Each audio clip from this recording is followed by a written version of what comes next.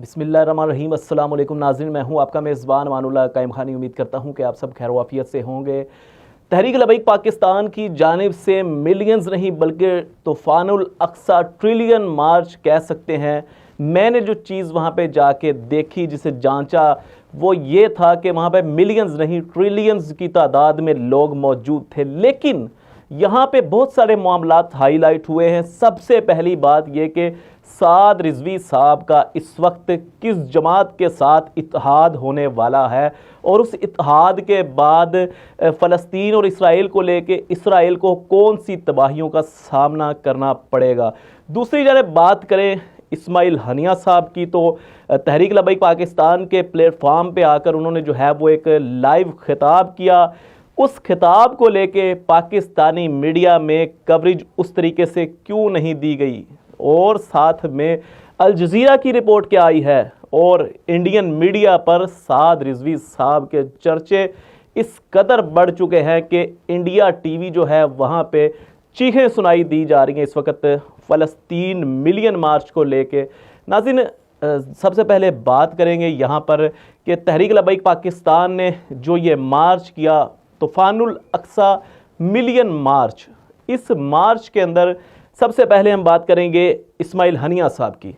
नाज़रीन, इस्माइल हनिया साहब जो कि हमास के सरबराह हैं, जिन्होंने तहरीक लबैक पाकिस्तान की ये जो रैली थी, बल्कि मैं कहता हूँ कि रेला था, जो फैज़ाबाद से स्टार्ट हुआ और बढ़ते हुए जो है वो शारा दस्तूर पे जाके इसका इख्तिताम हुआ।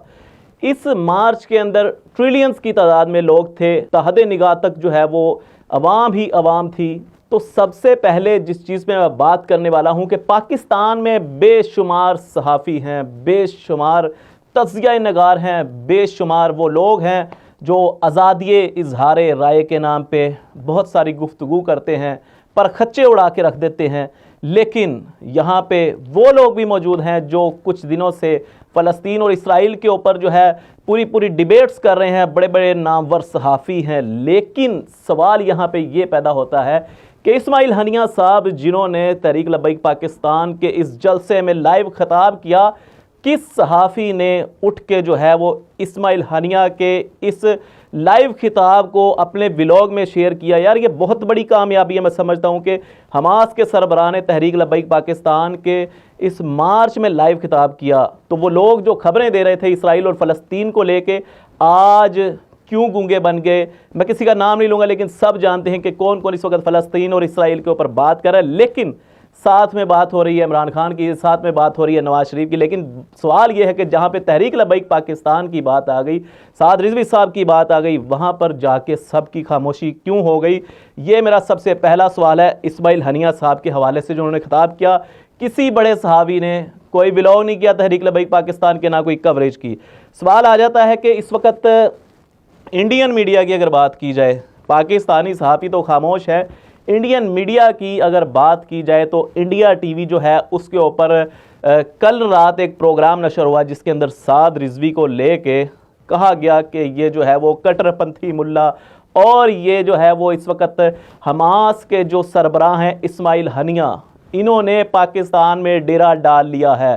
तहरीक लबैक पाकिस्तान के जो सरबराह है कट्टरपंथी मुल्ला, ये इनके बकौल, इंडिया टीवी के बकौल, सेम टू सेम आपको पढ़ के सुना रहा हूँ कि जनाब इनके हमास के साथ जिहाद के नाम पर बहुत बड़ा जो है इनके साथ राब्ता है। एक तरफ पाकिस्तानी सहाफ़ियों की, मीडिया की खामोशी, मीडिया पे मैं तो अब बाद में आता हूँ ना, और यहाँ पे पहले बात करेंगे इंडियन मीडिया की कि इंडियन मीडिया कवरेज दे रहा है। दूसरी जानिब इंडियन मीडिया की मजबूरी ये भी है कि इंडियन मीडिया इस वक्त जो है वो इसराइल की हमायत में है। अगर बात की जाए इंडियन अवाम की, तो बहुत हद तक जो है वो फ़लस्तीन के साथ है।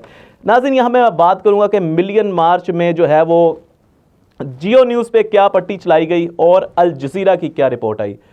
जियो न्यूज़ ने एक पट्टी चलाई कि हमास सरबराह इस्माइल हनिया ने पाकिस्तानियों से खिताब किया और पाकिस्तानियों का शुक्रिया अदा किया। मेरा सवाल सिर्फ ये है, मैं किसी पर तनकीद नहीं कर रहा, मेरा सवाल सिर्फ यहाँ पर यह है कि क्या तहरीक लबैक पाकिस्तान का नाम नहीं लिया जा सकता था।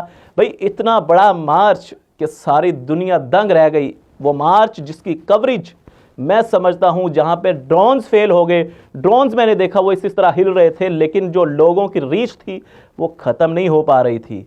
तो यहाँ पे जो कवरेज का मामला थे, जो कवरेज देने वाले मामला थे, वो हेलीकॉप्टर्स के ज़रिए थे और वो बड़ी लंबी तादाद थी और काफ़ी किलोमीटर्स तक ये जो पूरी एक रैली थी, समझ लें कि इस्लामाबाद फैज़ाबाद से लेके जो है वो फैसल मस्जिद तक जो है वो भरा हुआ था। रोडों पर खचाखच आवाम थी और लब्बैक फ़लस्तीन, लब्बैक अक्सा जो है इसके नारे बुलंद करते हुए आगे जा रहे थे। तो मेरा सवाल सिर्फ ये था कि जियो न्यूज़ ने जो पट्टी चलाई कि पाकिस्तानियों का शुक्रिया अदा किया इस्माइल हनिया ने, तो साथ में ये भी तो लिखा जा सकता था कि इन पाकिस्तानियों को निकालने वाला कौन है।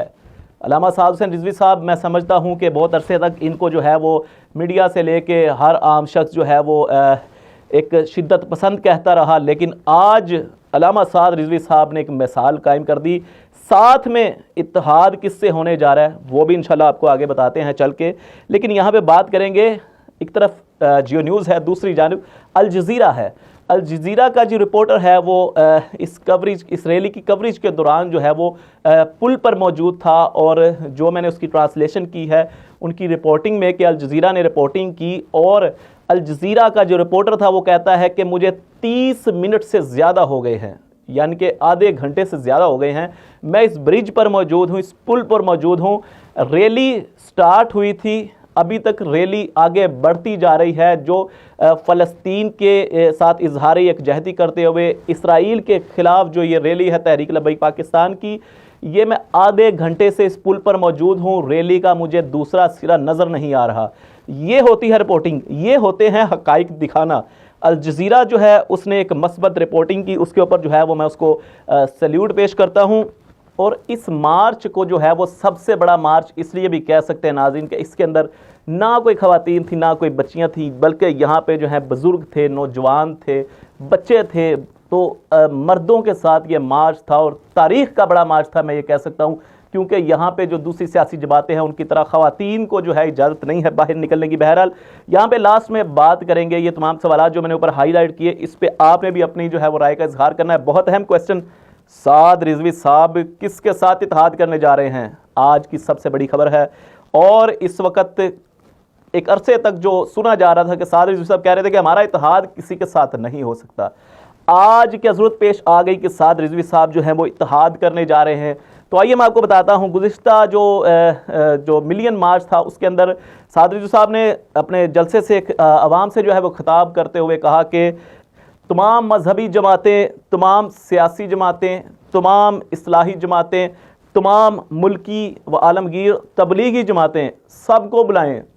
हम हलफ तैयार करके देते हैं कि किसी और मसले पर बात नहीं होगी, आए सब मिलकर बैठते हैं, आप सबको इकट्ठा बुलाएं, हम हलफ देने को तैयार हैं। बहुत बड़ी बात कर दी है साद रिजवी साहब ने कि हम आए, इत्तेहाद करने को तैयार हैं, लेकिन किस मसले के ऊपर।